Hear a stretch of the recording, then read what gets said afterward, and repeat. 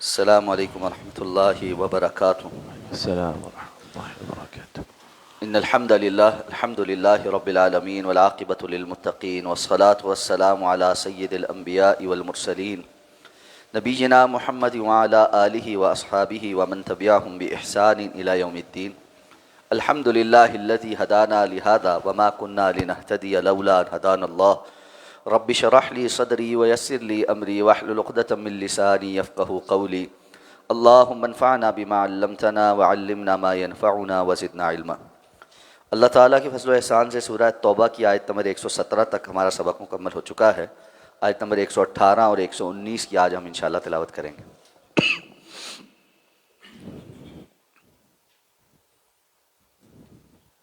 اعوذ باللہ من الشیطان الرجیم۔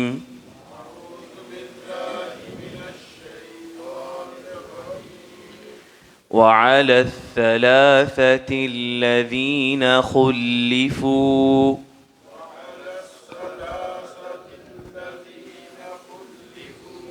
حتى إذا ضاقت عليهم الأرض بما رحبت وضاقت عليهم أنفسهم وظنوا أن لا ملجأ من الله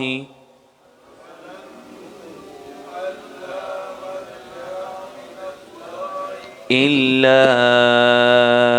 إليه ثم تاب عليهم ليتوبوا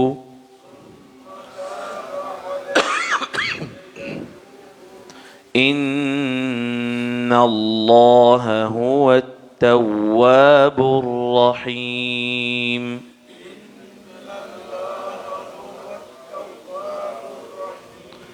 يا أيها الذين آمنوا اتقوا الله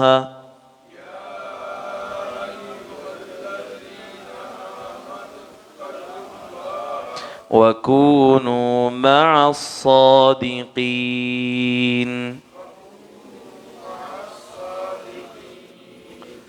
وعلی الثلاثة الذین خلفوا، اور وہ 3 لوگ کہ جن کا معاملہ موقوف کر دیا گیا تھا۔ حتیٰ اذا ضاقت علیہم الارض، یہاں تک کہ جب زمین ان کے اوپر تنگ ہو گئی، بما رحبت، باوجود اپنی کشادگی کے، وضاقت علیہم انفسہم، اور ان پر اپنی جانیں بھی تنگ ہو گئی، وظنوا ان لا ملجأ من اللہ الا الیہ، اور انہیں یقین ہو گیا کہ ان کے لیے کوئی جائے پناہ نہیں اللہ کے سوا، اللہ کے سوا۔ ثم تاب علیہم لیتوبوا، تو پھر وہ ان کے اوپر مہربان ہوا تاکہ وہ توبہ کریں۔ ان اللہ هو التواب الرحیم، بے شک اللہ تعالیٰ بہت زیادہ توبہ قبول کرنے والا، بار بار رحم فرمانے والا ہے۔ یا ایھا الذین آمنوا، اے ایمان والو، اتقوا اللہ، اللہ کا تقوی اختیار کرو، وکونوا مع الصادقین، اور رہو ہمیشہ سچوں کے ساتھ۔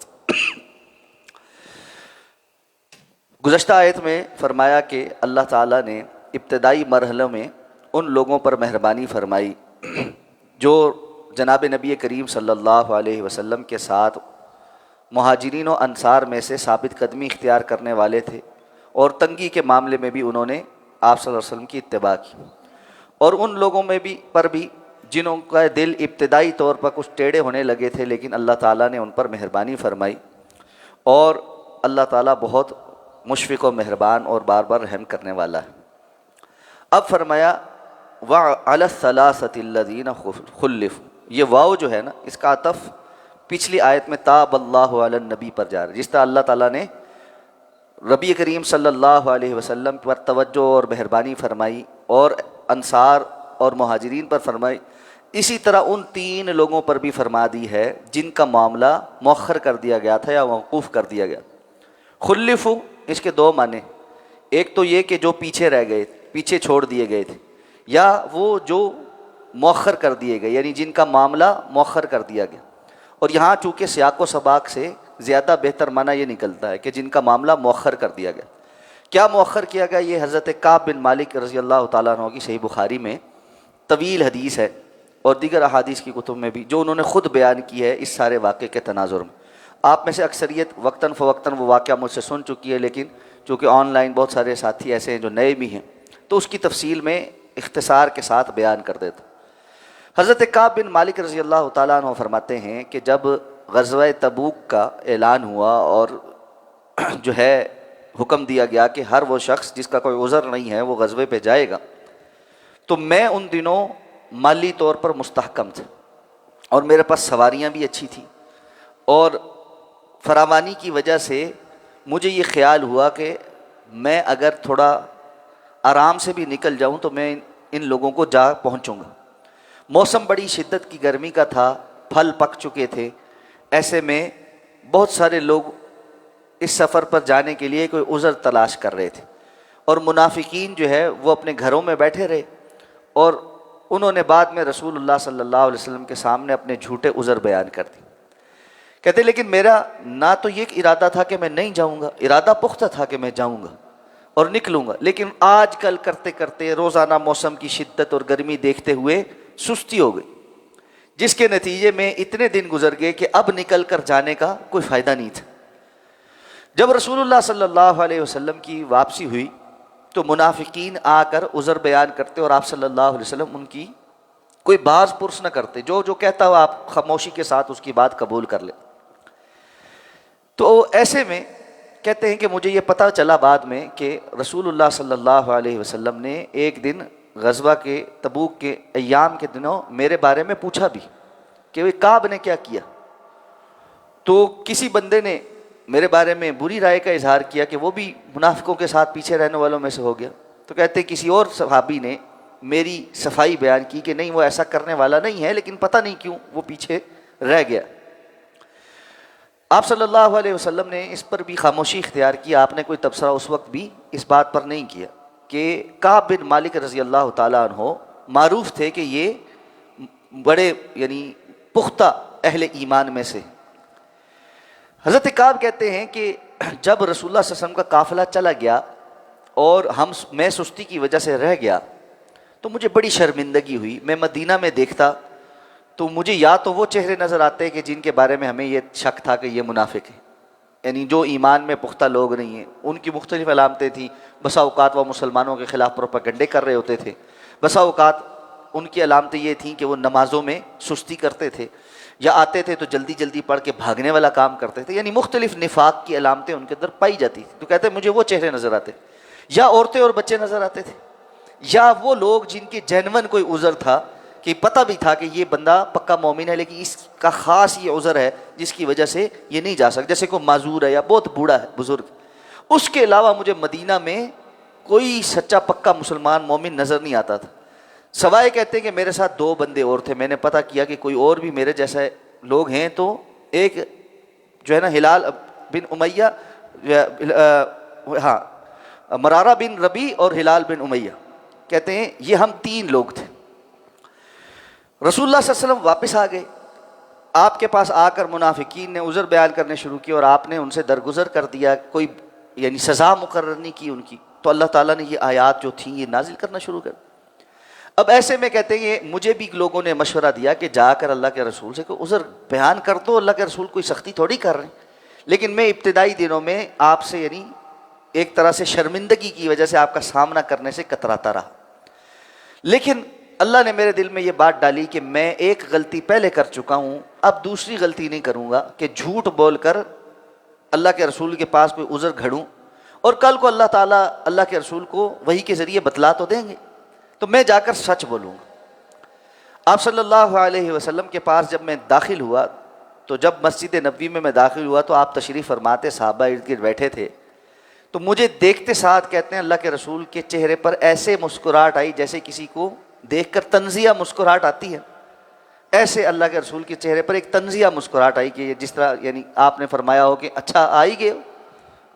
تو کہتے مجھے بڑی شرمندگی. میں آپ صلی اللہ علیہ وسلم کے پاس آ کر بیٹھا اور میں نے کہا اللہ کے رسول صلی اللہ علیہ وسلم میں کوئی عذر نہیں تراشوں گا آپ کے سامنے جس طرح لوگ تراش رہے ہیں۔ حقیقی بات یہ ہے کہ میرے پاس سواری بھی تھی، میرا کوئی شرعی عذر بھی نہیں تھا، اور صرف یہ تھا کہ میں نے محسوس کیا کہ میں کچھ دنوں بعد بھی نکل کر پہنچ سکتا ہوں، اور پھر سستی کرتے کرتے آج کل کرتے کرتے میرا معاملہ رہ گیا اور میں نہیں نکل سکا۔ آپ صلی اللہ علیہ وسلم نے ان کی یہ بات سننے کے بعد فرمایا کہ ٹھیک ہے تم واپس جاؤ یہاں تک کہ اللہ تمہارے بارے میں کوئی فیصلہ کرے۔ اس دوران آپ صلی اللہ علیہ وسلم نے صحابہ کرام کو حکم دے دیا کہ ان کا سوشل بائیکاٹ، یعنی کوئی شخص حضرت کعب بن مالک سے سلام دعا بھی نہیں کرے گا، کوئی لین دین نہیں، کوئی معاملہ نہیں، سوشل بائیکاٹ ہو۔ حضرت کعب کہتے ہیں کہ میرا سوشل بائیکاٹ ہو گیا، اب ایسے میں باہر نکلتا، جس بندے سے سلام کرتا وہ رخ پھیر لیتا۔ کہتے میرے لیے یہ چیز بڑی باعث تکلیف ہو گئی کہ وہ لوگ جو میرے بڑے قریبی ساتھی تھے، جن کا ساتھ ایمان کا رشتہ تھا، وہ اب میرے سلام کا جواب بھی نہیں دیتے۔ اس دوران کہتے ہیں کہ ایک دن ایک شخص مدینہ میں آیا اور اس نے کہا کہ میں کعب بن مالک کا پتہ کر رہا ہوں۔ کعب کون ہے کام؟ تو کسی نے اشارے سے اس کو بتایا کہ یہ بندہ، وہ میرے پاس آیا تو اس کے ہاتھ میں ایک چٹھی تھی۔ کہتے میں نے چٹھی کھول کے دیکھی تو وہ شاہ غطفان کا خط تھا، اور اس میں اس نے لکھا تھا کہ مجھے پتہ چلا ہے کہ آپ کے جو ساتھی ہیں محمد صلی اللہ علیہ وسلم، انہوں نے آپ کا اور آپ کے کچھ اور ساتھیوں کا سوشل بائیکاٹ کروایا ہے، اور آپ تو ایک بڑی معتبر شخصیت ہیں، اس لیے اگر آپ ہمارے پاس آ جائیں تو ہم آپ کا اکرام بھی کریں گے اور دنیاوی اعتبار سے لالچیں بھی اس میں دیں کہ یہ چیزیں آپ کو دیں گے اور ایسے ہوگا ویسے ہو۔ حضرت کعب کہتے ہیں کہ مجھے یقین ہو گیا کہ امتحان اور سخت ہو گیا، اور یہ میرا مزید امتحان اللہ کی طرف سے ہو گیا۔ تو میں نے کہتے ہیں وہ خط جو ہے وہ ایک تندور میں ڈال کر اس کو جلا دیا اور اس کو جو ہے نا صاف انکار کر دیا۔ اب کہتے ہیں اس دوران ہلال بن امیہ اور مرارہ بن ربیع جو ہے نا ان کے متعلق بھی پتہ مجھے چل گیا کہ ان کا بھی سوشل بائیکاٹ ہے، تو ہم یہ 3 لوگ ہیں جن کے اوپر زمین تنگ ہو گئی۔ ایسے میں 40 دن گزرے کہ رسول اللہ صلی اللہ علیہ وسلم کا یہ حکم آ گیا کہ اب ان کے گھر والوں یعنی ان کی بیویوں کو اس بات کا حکم ہے کہ وہ اپنے شوہروں کو چھوڑ کر ماں باپ کے گھر چلی جائیں۔ تو اس وقت کہتے ہیں ہم نے پتہ کیا کہ آیا ہمیں طلاق دینے کا حکم آیا ہے یا ویسے ان کو جانے کا حکم آیا؟ تو کہا کہ نہیں، ابھی فی الحال ویسے جانے کا حکم آیا، یعنی صرف اپنے ماں باپ کے گھر چلی جائیں، اپنے شوہروں کو ساتھ نہ رہیں۔ تو کہتے ہیں کہ ہماری بیویاں ہمیں چھوڑ کر اپنے والدین کے گھر چلی گئیں، سوائے ہلال بن امیہ، وہ ایک بزرگ آدمی تھے، یعنی عمر میں بڑے تھے اور ان کی کوئی دیکھ بھال کرنے والا نہیں تھا، تو ان کی اہلیہ نے رسول اللہ صلی اللہ علیہ وسلم سے یہ عذر پیش کیا کہ ہلال بن امیہ اپنا خیال خود نہیں رکھ سکتے، اور ایسے میں اگر میں بھی چلی گئی تو ان کے کھانے پینے اور باقی سارے معاملات کا کوئی دیکھ بھال کرنے والا نہیں۔ تو رسول اللہ صلی اللہ علیہ وسلم نے ان کو اجازت دے دی کہ آپ جو ہے اپنی بیوی کو اپنے گھر رکھ سکتے ہیں۔ کہتے ہیں مجھے بھی کسی نے مشورہ دیا کہ جی اسی طرح میں بھی کر لوں، یعنی منافقین یا ارد گرد جو موجود لوگ تھے وہ اس قسم کے مشورے بھی دیتے تھے، کیونکہ صحابہ کرام تو گفتگو ہی نہیں کرتے۔ خود حضرت کعب بن مالک کہتے ہیں کہ میرا ایک چچا زاد بھائی تھا جس کا میرا بہت یعنی محبت کا رشتہ تھا اور ہم آپس میں بڑے دوست بھی تھے۔ تو ایک دن میں نے اس کو دیکھا کہ وہ اپنے باغ میں کام کر رہا ہے، تو میں اس کے پاس گیا اور اس سے گفت و شنید کرنے کی کوشش کی، لیکن اس نے رخ ہی پھیر لی، اس نے مجھ سے بات ہی نہیں کی۔ تو کہتے ہیں اب جو ہے نا باقاعدہ طور پر ہمارے لیے زمین تنگ ہو گئی، جس طرح قرآن نے بیان کیا ہے کہ ضاقت علیہم الارض بما رحبت وضاقت علیہم انفسہم۔ 3 چیزیں اللہ نے یہاں بیان کی۔ ایک، ان پر زمین تنگ ہو گئی حالانکہ وہ کشادہ تھی، اور اس کی وجہ سے اپنی جان بھی ان کو بوجھ لگنا شروع ہو گئی کہ انسان ایک ایسے معاشرے میں جہاں ہر بندہ آپس میں گھل مل رہا ہے، جدھر وہ جاتا ہے لوگ اس سے رخ پھیر لیتے، بات نہیں کرتے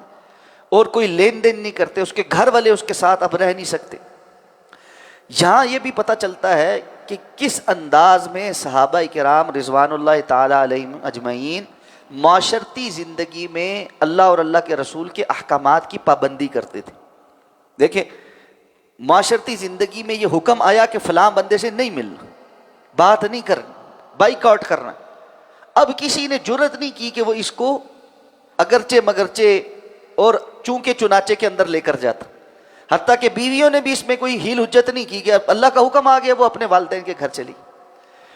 تو یہ ایک یعنی ایسی مثال ہے صحابہ کرام رضوان اللہ تعالی علیہم اجمعین کی اطاعت اور فرما برداری کی، جس کی وجہ سے اللہ نے ان کو وہ مقام عطا فرمایا کہ ان کا معیار اللہ اور اللہ کے رسول تھے۔ جہاں اللہ اور اللہ کے رسول صلی اللہ علیہ وسلم نے اجازت دی وہ آگے بڑھے، جہاں روک دیا وہ کھڑے ہو۔ ان کی زندگی میں اس معاملے میں کوئی دوسری بات نہیں ہوتی تھی۔ تو 40 دن کے بعد 10 دن مزید گزرے، یہاں تک کہ اللہ فرماتے ظنوا اللہ ملجأ من اللہ الا الیہ، ان کو یقین ہو گیا کہ اس معاملے میں اللہ رب العزت سے نجات کے لیے اللہ کے سوا کوئی نہیں۔ یہ بڑا ایک خوبصورت جملہ ہے، اللہ ملجأ من اللہ الا الیہ۔ اللہ رب العزت کے ہاں سے ان کا بائیکاٹ کا حکم آیا، یعنی وہ اللہ کے بھگوڑے تھے، تو اب اللہ کے ہاں سے خلاصی حاصل کرنی ہے، وہاں سے جان چھڑوانی ہے اپنی کہ جی یہ جو جان پھنسی ہوئی ہے، اپنی جان بھی بھاری ہو گئی، تو کہاں سے یہ جان چھوٹے گی؟ الا الیہ۔ ان کو یہ یقین ہو گیا کہ کوئی اور ہماری خلاصی نہیں کر سکتا سوائے اللہ کی، تو وہ اللہ کی طرف ہی رجوع کرنے والے تھے۔ تو 50 دن کے بعد یہ آیات نازل ہوئیں اور اللہ رب العزت نے ان کی توبہ کو قبول کیا، اور یہ آیات جب نازل ہوئی تو فرمایا ثم تاب علیہم لیتوبوا، اب وہ انہوں نے توبہ کی ہے،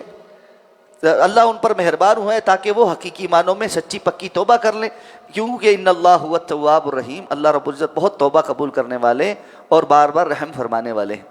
حضرت کعب فرماتے ہیں کہ میں اپنے گھر کی چھت پہ کھڑا تھا، جب یہ آیات نازل ہوئیں تو جس صحابی نے اس کو سنا وہ بھاگا بھاگا میرے پاس آیا،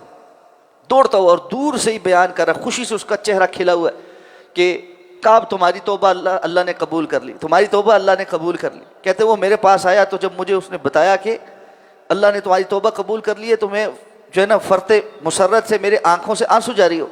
اور میرے پاس اور کچھ نہیں تھا تو میں نے اپنا ہی اوپر جو جبہ پہنا ہوا تھا نا وہ اتار کر اس کو تحفے میں دے دی۔